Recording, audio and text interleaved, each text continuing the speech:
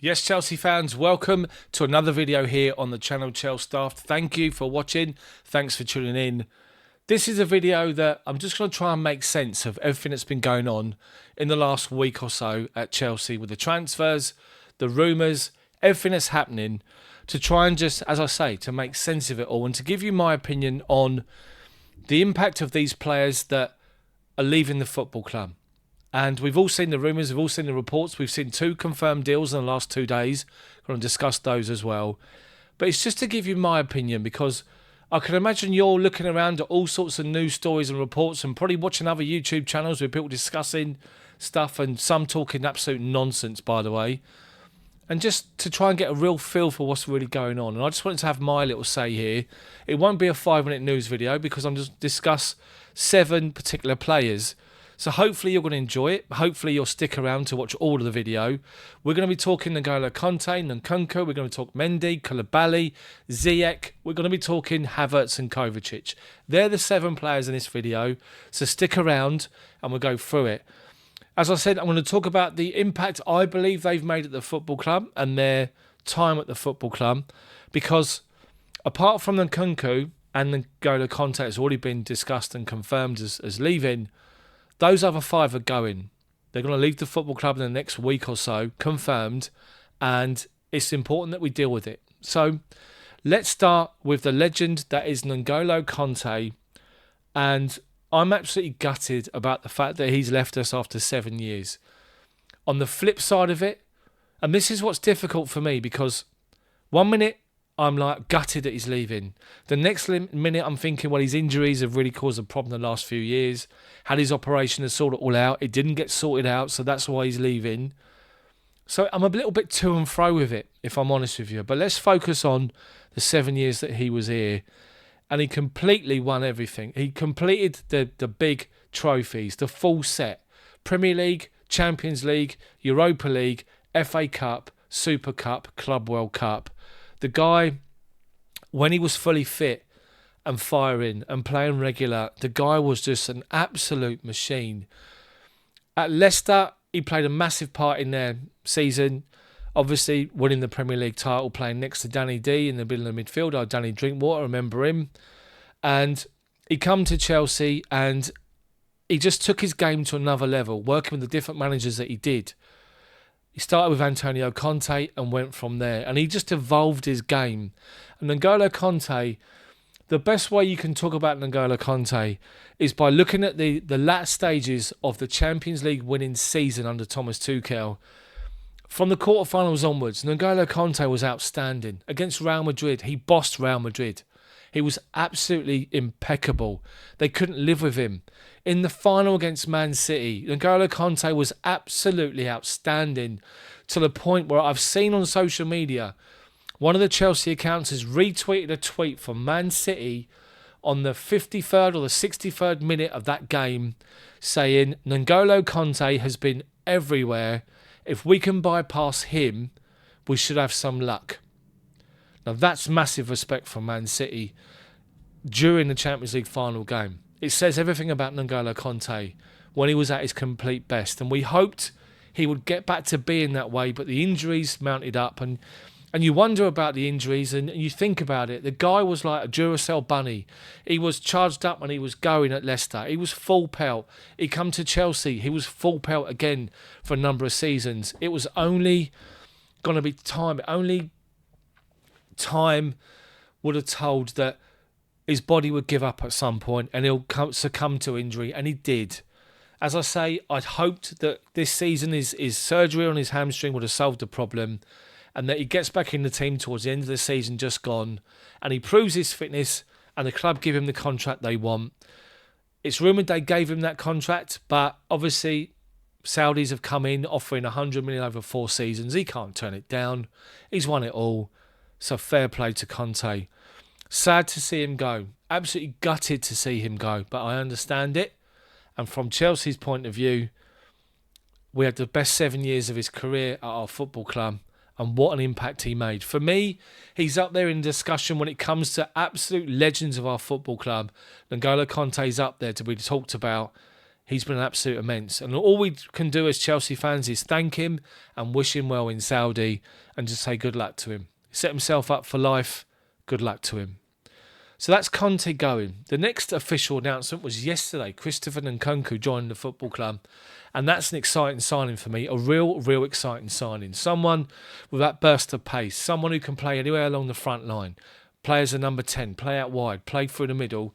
Nkunku is someone that scores you goals, assists, as an exciting player. And working under Mauricio Pochettino, I'm so looking forward to seeing what he can do, what Raheem Sterling can do, what Nicholas Jackson, who's another one who's going to be coming in as a new signing, can do. And obviously Amanda Breuer and anybody else that we sign in that area.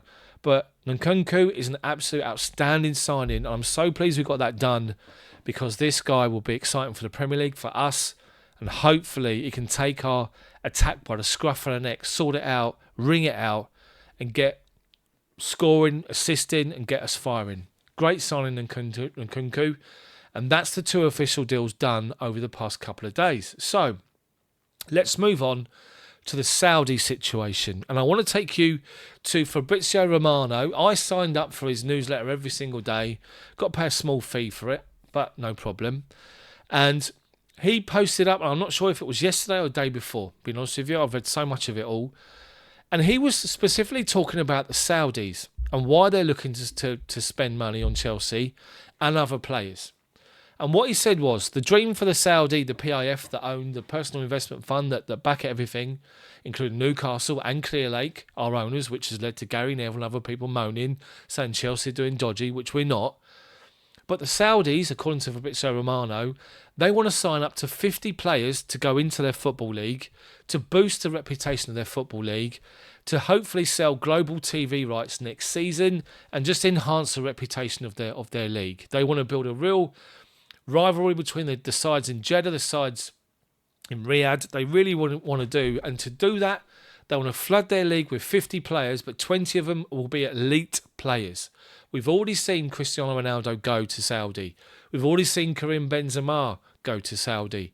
We've now seen N'Golo Kante. 3 of those elite players have signed.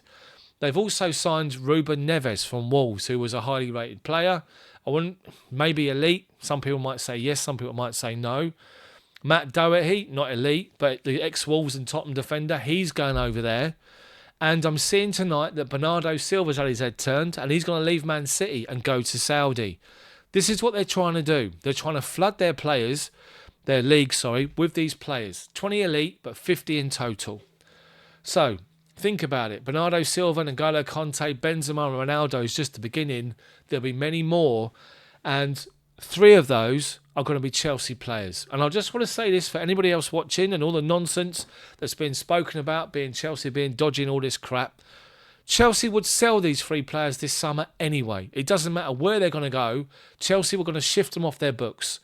I'm talking Edouard Mendy, I'm talking Kalidou Koulibaly, and I'm talking Hakim Ziyech. So let's talk about those players, those 3, and let's just understand where I am when it comes to those 3 players. So, Edouard Mendy, coming to the football club for a minimal signing of around 20 to 22 million, from what I can remember, bearing in mind Kepa was 3 times that amount. Kepa had his wobble, didn't he? Mendy come in, and a fantastic shot stopper, Mendy. And he come in and made a real impact and made that position his own under different managers, and fair play to him. The only downside for me for Edouard Mendy is when he's going up against penalties. He's on the floor before the ball's virtually even kicked. I don't understand why. And he has his wobbles. He has his mistakes. And he's made numerous mistakes in goal for Chelsea. And again, last season he did. And that allowed Kepa to get back in. And to be fair to Kepa, he's worked his arse off. And he's now earned the right for a chance under Pochettino next season. So fair play to him. As for Mendy, I just think he's always got that in him. With whether it's the ball at his feet.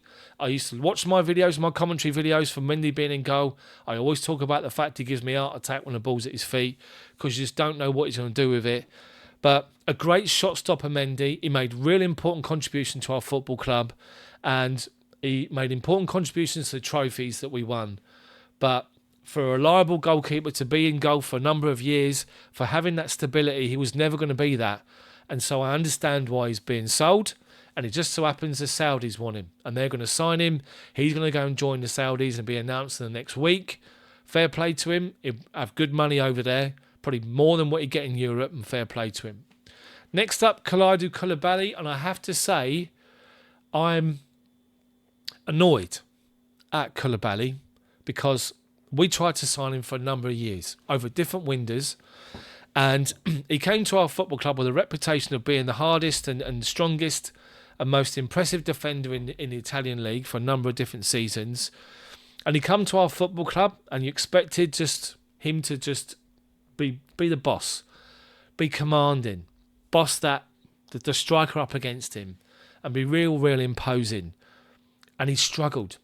He went from settled life in Italy to come to the Premier League, the hustle and bustle, the pace, the power, the furor of the Premier League. And at times he could live with it. Other times he couldn't, got found out. And I'm actually, as I say, I'm a bit angry with him for that because I expected so much more from him. And the fact that Mauricio Pochettino has looked at that squad, looked at performances last season, and has immediately made a decision, yeah, he can go. Having been here for one single season tells everything. So Koulibaly's going to go to the Saudis as well. He's going to go and sign over there. Fair play to him. He'll earn good money and he'll probably boss it over there. Just a shame he couldn't do it in the Premier League. Nothing against him personally, but as far as the footballer and the reputation of the footballer, because that's all you need to look at when you're talking about Chelsea players, not the person themselves, but the football on that football pitch. We demanded so much more and we never got it. So that's Koulibaly for you.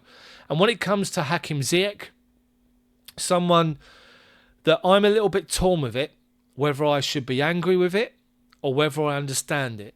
And the reason I say that is for anyone that's a regular on my channel that's watched my live match commentaries, last season, the season before that, when I talk about Hakim Ziyech, we talk about his days at Ajax and the impact and the influence he had at Ajax. And that was because he was played in a position and he was given the opportunity to play in a position where he could look and just have a picture in his mind of the ball coming to him, being passed to him. He could see what's in front of him. He could see a pass in the distance. He had a complete picture in his mind before he even touched that football.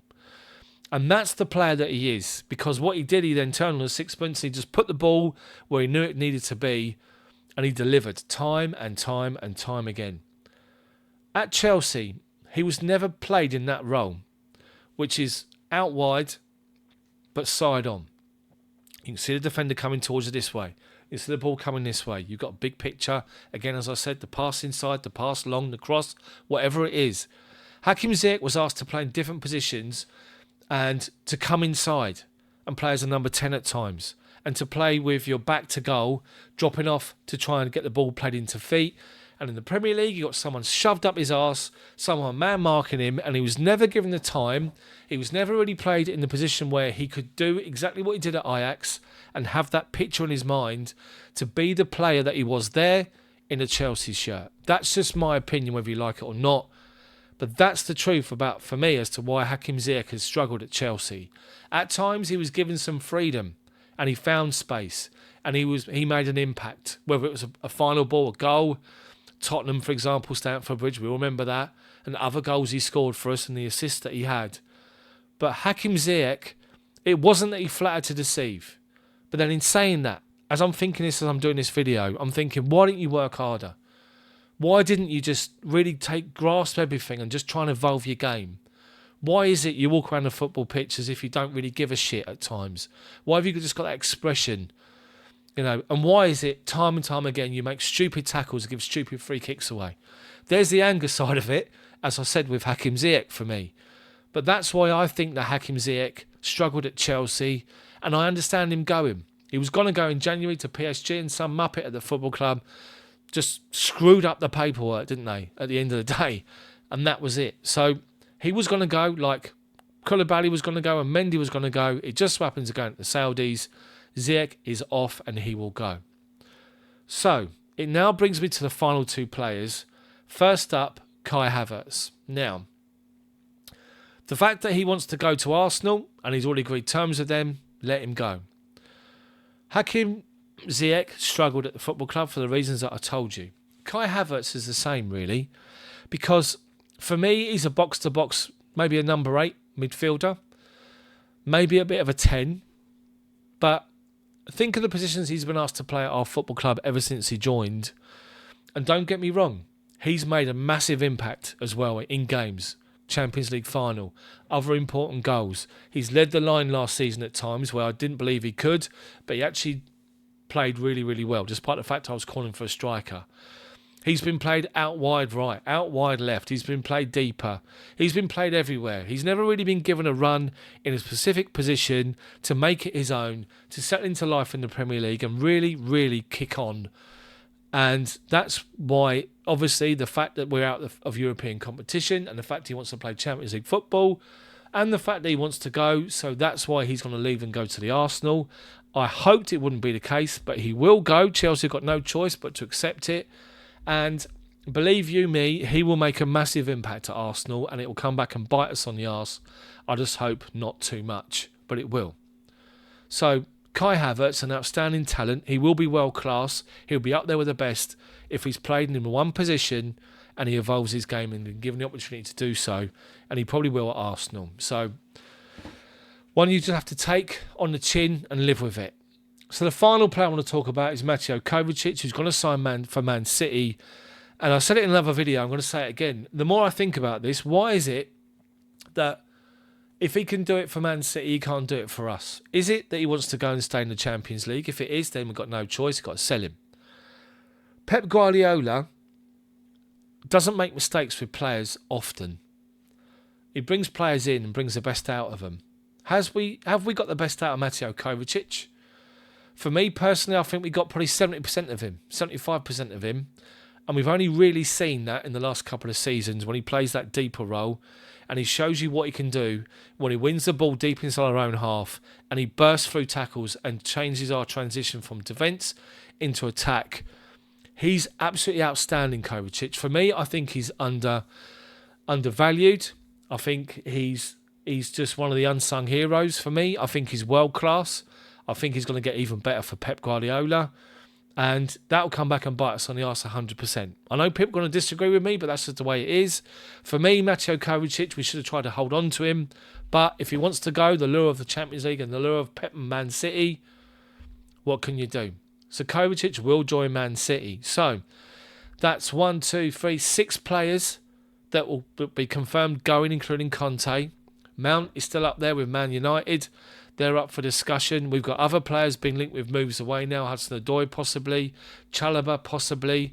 We have to wait and see what's going to happen. But I just want to get this video done and just get it out there. Just a bit of a chat from me to you, talking about the opinion on these players, and hopefully you've enjoyed it. Let me know what you think about those players. Those 7 players I've spoken about. Let me know. Comment section. If you like the video, give us a thumbs up. I'm not even going to edit it. I'm just going to do this and just talking from me to you, and hopefully you've enjoyed it. So guys, let me know what you think. Drop a like on the video. Subscribe to the channel as well, and I'll see you guys next time. See ya.